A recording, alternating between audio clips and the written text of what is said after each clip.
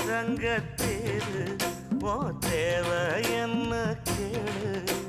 வெடல புள்ள நானும் ஒரு விவரம் கேட்க வேணும் தன்னானே